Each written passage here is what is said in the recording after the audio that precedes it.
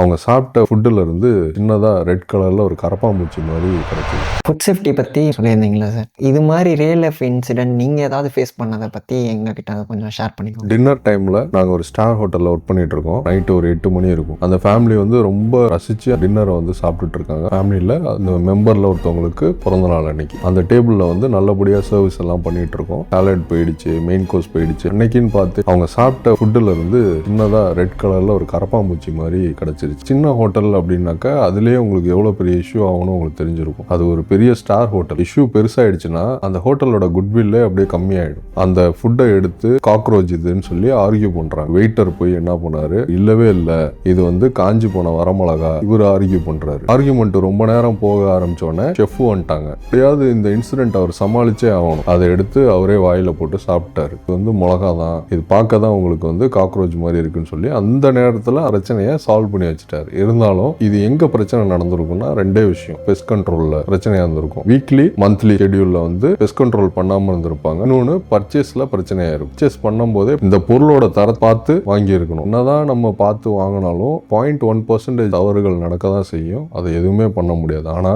அவர் வந்து துரிதமா யோசிச்ச விளைவு தான் அந்த பிரச்சனையில இருந்து வெளியே வந்து அன்னைக்கு கெஸ்ட் எல்லாம் ஹாப்பியா வெளியே போனாங்க.